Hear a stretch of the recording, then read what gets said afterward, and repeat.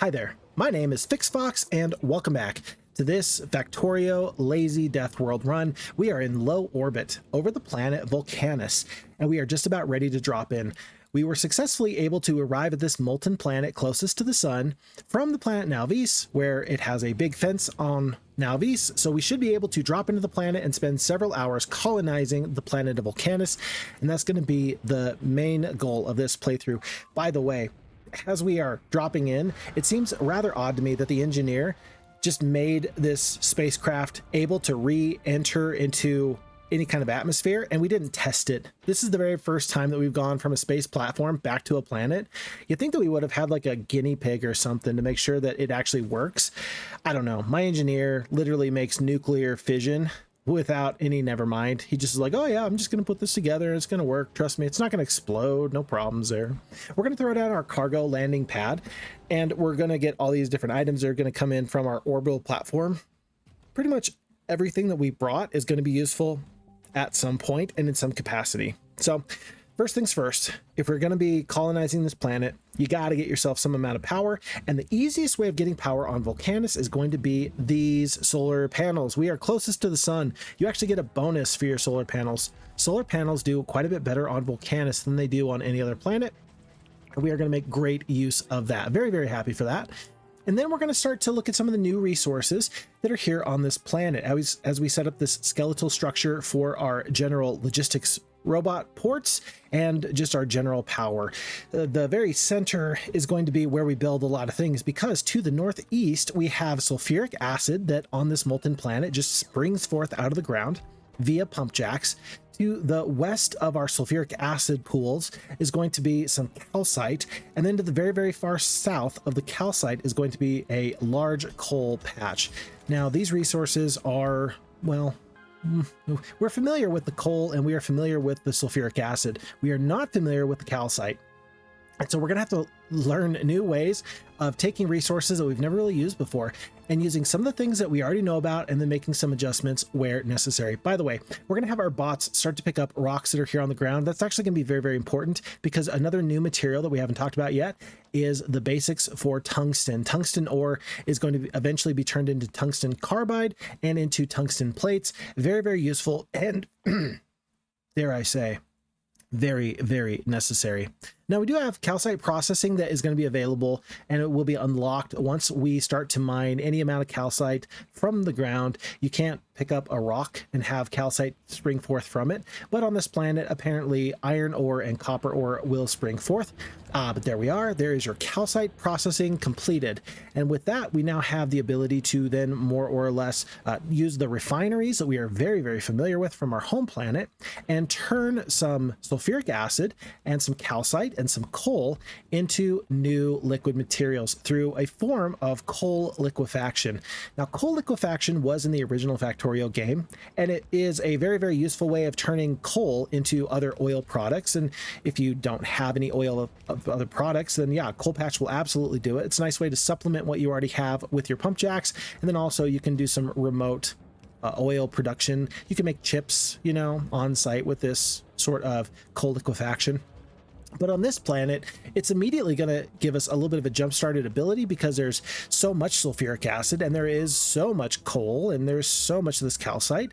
And so it's going to be the primary way that we make some of the heavy oil, and then also the general way that we're going to make steam power and get our water for our other many processes. You don't realize how much you need water until you are on a planet that just does not have water on it.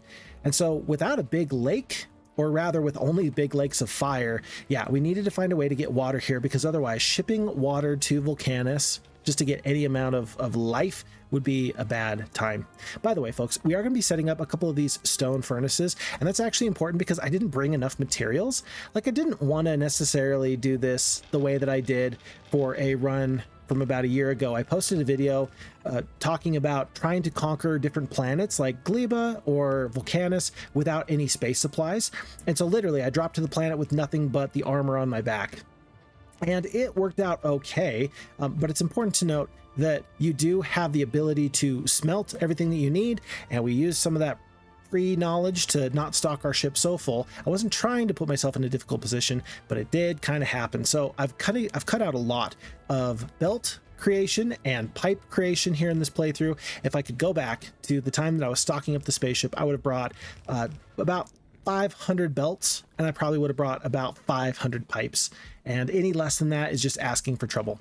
Folks, to the south of this refinery that spits out the heavy oil, we are going to start doing the cracking. But before that, I realized, well, cracking is going to go directly to the south, and that's going to turn the heavy oil into the light oil. But then I decide that to the east of the refineries, I'm going to then pull over some of the sulfuric acid, and I'm going to continue to pull some of the calcite. And with the recipe of sulfuric acid and calcite, we're then going to be able to create steam. Ah, yes. And so for the planet that has no water, this is going to be the process of getting the water. Now, you could do a really convoluted thing where you get the steam and then you turn it into water, and then you like boil the water by getting like normal boilers, like, you know, the early game boiler tech that you have on the planet now Vs. But I say to myself, no, we're not going to do that. I already have the steam. I don't need to make steam. Let's just get a steam turbine. The steam turbine, yes, the same one that you use for nuclear, it's going to work just fine here. So we're actually going to get that up and running without very many problems at all. And once we do, it's going to be about 5.8 megawatts per steam turbine, plus the little bit of solar panels that we have. Now, it's nice that we're kind of mixing the solar panels and the steam turbine, because then, well, of course, as we run into power problems on the upper end, that's going to be a little bit mitigated with the solar. It's going to save some of the steam, which is always nice. And then having a mix means that, hey, we're always going to have at least a steady flow of the power due to the steam always being up and running, which is very good, I would say. Okay. Well, I've figured out I need more than just coal. I might as well get a line, or rather, not just a line of copper, but also a line of iron ore. This is us bringing the water all the way down from where we have kind of condensed it. That's going to be very, very necessary to start the cracking process. The goal is going to be to get into a little bit of petroleum and a little bit of light oil. Of course, you're going to need the light oil to get into rocket fuel. That's going to mean that once you have rocket fuel up and running, sure, you can get any amount of rockets from a rocket silo off of Vulcanis into space and then back on their way to Nauvis. Very, very critically important. But then also the petroleum is going to be useful. It's going to be very, very necessary because you need petroleum to make plastic, and the plastic is important because then you can make red chips, and red chips turn into blue chips and all sorts of other things. So trust me when I say that we are going to need a very, very robust oil setup, and this is not going to do it. 2 refineries and 4 of these chemical plants is not going to do it. But as we've seen so far, FixFox is literally just getting a trickle of everything just to kind of get things jump started. And I don't know, the more I think about it, the more I realize it's one of the things I love about Factorio. Like, yeah, anything worth doing is worth doing right, sure. There's also something satisfying about leaving yourself space, knowing that later on, you're going to improve things drastically, and that makes me quite happy. We are going to make sure that we have these pumps here in front of these containers. That's going to make sure that we can limit the amount of petroleum or limit the amount of light oil that we're going to need. It's good. It's not necessary at this point, but it will help us make sure that we have appropriate levels in the future. Any amount of control that you give yourself for your oil products is going to be good for you, and trying to do oil without it is going to be a real bad time. Okay, folks, so I've noticed that we want to get ourselves into the carbide, the tungsten carbide, and into the tungsten plates. We don't have a tungsten mine just yet, but we do have plenty of tungsten that we have found on the rocks. In order to do that and make good use of the tungsten rocks that we have found, we are going to need to combine the coal. We're going to need to combine some of the sulfuric acid, and we're also going to need to take some of the carbon on this planet. So carbon is a new recipe, and you simply can make it with a little bit of the sulfuric acid and some of the coal. I guess you need the coal and the sulfuric acid together to make like a little hockey puck worth of burnable fuel. By the way, I love, if you're an outdoors person, I love just having random bits of like a fire starter that you can make by yourself with some of your own stuff going on. I'm perhaps, you know, geeking out about it a little bit more than you perhaps are. If you're not a big outdoors person, you might be like, dude, is this guy really getting excited about a fire starter? And the answer is yes. If it's the thing that's going to keep me alive, absolutely. By the way, so now with just a trickle of the carbon coming in, we're also going to have a couple of assemblers, and we're going to put the tungsten ore into the assembler, and that is going to spit out tungsten carbide. Now, why the tungsten carbide? Tungsten carbide is going to be very, very critical as we add this lubricant to our base. Then we're going to use the lubricant, we're going to use some steel, we're going to use a couple of other resources and just random knickknack things that are going to come up, including the tungsten carbide, and we are going to make sure that we can get the foundry, a very powerful building. Folks, this is our first look at the demolisher. So while the planet of Nalvis has biters on it and spitters, these big worms, these populate the planet of Vulcanis, and they are very territorial. You can see on the mini map there are areas on the map that have kind of red around them. Each red area is a place where there is a demolisher guarding it. There is one demolisher, one big worm per area, and once you piss them off by building on their territory, they will ruthlessly come at you and they will destroy whatever you've built. Now, these enemies can be killed. I don't think that there's an enemy in Factorio that you can't kill, except for, you know, every single forest ever. I guess I can't kill Mother Nature, though I can turn the trees, or rather, though I can turn the water green. I guess I can't actually kill Mother Nature, but I digress. The worms are going to be a problem in the future because we currently don't have a tungsten carbide, or rather tungsten ore patch. Once we get ourselves into the time and the place where we just are tired of picking it up off the ground, then we're going to need to get an actual mine for ourselves. But to do that, we're getting another one of the prerequisites that's required. We are smelting some stone bricks, and the stone bricks are then going to go into the concrete. The concrete is going to be necessary to get into the refined concrete, and then the refined concrete is necessary to get into the foundry. I gotta tell you, I love something very, very much about Factorio 2.0, or rather Factorio Space Age, and that is this. It feels like, as a person, I never in my life would have used refined concrete. It felt like a waste. Yes, I know, if you throw down some refined concrete, you will go a little bit faster. But I love the change, or rather the requirement to have refined concrete as part of your specialty buildings. It makes me want to build refined concrete. Whereas before, I had no desire to do so whatsoever. Just wasn't a thing for me. So here in Space Age, really, really nice to see that, yes, this refined concrete is going to be not just good, but great. We've got all the prerequisite materials minus just a little bit of that refined concrete. And folks, there it is. Our first foundry is on the way.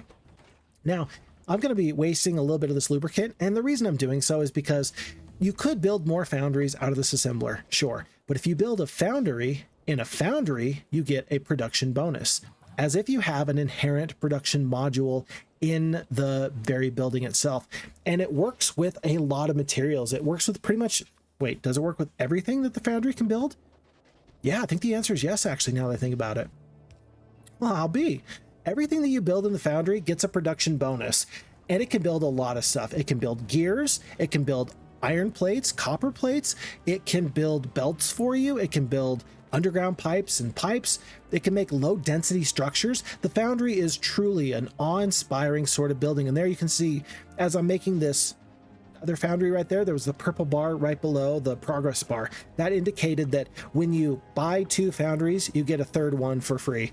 If that's not a good use of your resources, I don't know what is. So you would expect 1 foundry to pop out there? No, there is 2 there. So 3 foundries total. And with these 3 foundries, we are now going to make ourselves something wonderful. Yes, here's all the different recipes you can make. Oh, not to mention some of these new big miners, but we will get to that in a second. But first, let's use the water pump to pump lava. It's so silly. Like, I guess it's not a water pump. I guess it's just a pump, right? But the fact is that I am literally pumping magma, which is like thousands of degrees Celsius. Okay, maybe not thousands. I think that we found out in the previous video that the sun is 5,500 degrees Celsius. It's not that hot, but it's still ridiculously hot. And we're just using a random water pump. That is some high quality engineering. What else can I say? Okay, folks, these 2 first foundries, one is going to make the products necessary for molten iron, and the other one is going to make the product necessary for molten copper. And it's going to require a little bit of calcite. And so while on Nalvis, you're pretty much immediately going to want to upgrade into foundry tech, if you don't have a steady supply of the calcite, you will run into some problems, right? It doesn't require any of the iron ore or the copper ore. If you have yourself some of the lava, you're going to do just fine. It's not going to be a problem. But on the planet Nalvis, you are going to be able to put in just whatever iron or copper ore you can get out of the ground. It's just going to be a little bit of a different recipe. There is 2 separate recipes. It's helpful for different planets that don't have lava just chilling out everywhere. Okay, so the molten iron is ready to go. This pipe is immediately bringing that up to this other foundry. This other foundry is then going to form the iron molten product into plates, and look how many plates I'm getting, and look how quick that is. And these are absolutely free resources, folks. On Nalvis, I can mine out the entire planet, and then what do I have left? And the answer is not much, because I've just mined it all out. But here, lava is an infinite resource. These are free resources. I've got steel now to the left, I've got iron plates there on the right, and then as I get the additional materials there, now I'm immediately starting to get myself into some copper. And all of these little stone furnaces are now pretty much superfluous. They just really do not matter in this grand scheme of things. And it feels so good to just not be weighed down by everything else that's happening here. Oh, little mistake. I realized, nope, that's the wrong recipe. Yeah. You've already got the molten copper ore. You just got to make sure that you put the right recipe on. So recipes matter. Make sure you get the right one. Okay. And I'm literally just going to let these active provider chests, are they active provider chests? The red chests. I'm just going to let these fill up to the absolute maximum. There's no reason not to. There is no reason not to. I might as well. So long as it doesn't stand in the way of some other production and some other builds I want to do, I will make that happen. Okay, so again, more foundries are coming because we just keep mining more product, and it's going really, really well. And so we are now getting ourselves into gears. In a little bit, we are going to be getting ourselves into some pipes of the normal and the underground variety. And as we've seen, we've used a lot of pipes on this video so far. Pipes everywhere. Pipes for the oil, pipes for the sulfuric acid, pipes for the water, pipes for just about everything. So nice to have those in major supply. And now I'm finally, for the first time in a long time, starting to trust the belts, or starting to trust my bots. There's not many of them, but we have a few. As you can see, I'm walking around and picking up some of these empty rocks. They're just laying about because that's how I'm getting my tungsten at this current juncture, because again, there is no mine for it. I was looking earlier to try to find a stone mine before I realized, oh, wait a second, like this planet just doesn't simply have any stone pockets. You get stone as a byproduct from working through the lava tech, but once you do that, then yeah, that's not going to be a problem anymore. We are going to have an excess of stone, and we're going to need to take the excess stone back into the lava from whence it came. A simple inserter will do, bulk, blue, or yellow, just as long as you can keep up with your production. We are going to flesh out our RoboPort system just a little bit more. As soon as I can get into like some general robot frame technology, I'll be much happier, but I think that's going to be way, way, way down the road. Like after I get onto every other planet, I know I'm going to go back and revamp every single planet that we've already kind of conquered. But right now, a lot of things that I don't want to make on the planet Vulcanis, I'm just going to ship it. I'm going to be able to, like trains, set up a very elaborate logistics network, and that's going to suit me just fine. Trust me, if you're saying to yourself, Fixfox, that sounds crazy. It can't possibly be worth it. Think about the blue chips and the rocket ship fuel, and think about the low density structures it takes to make rocket parts. Fixfox, it's going to be so expensive. Yeah, probably. But it's still going to be very, very much worth it. And every single planet is going to be useful. There's not going to be a single planet that we just simply do not use or just kind of ignore. Factorio's balance from planet to planet is actually not just good, but great. It's not just quality, it is exceptional. And that makes me very, very happy. Okay, why are we getting rid of the concrete production up here? It's because we're now going to just use a blue requester chest, and we're going to just request in the, there you go, in the concrete, because we're going to make concrete on the main line down over here. Yes, folks, you can even make concrete in these foundries and still get that production bonus. Pretty good. Just got to bring the water all the way over here. A little bit of struggle, but struggle is never a bad thing. And so at this point, we have reached the end of this first part of the Vulcanis playthrough. Everything you see here, low density structure, the red chips, blue chips, light oil, all these things are going to be things that we want to create very, very soon. A rocket silo is amongst those assemblers. I'm just setting this up so that way I don't forget what we are trying to make. We will do that in the next video though. Right now, we are going to be quite happy having this general structure. And yeah, I can't be mad about this. Folks, thank you for the time. Thank you for the energy. My name is FixFox, and I will look so forward to seeing you in the next one. Take very good care. Bye now.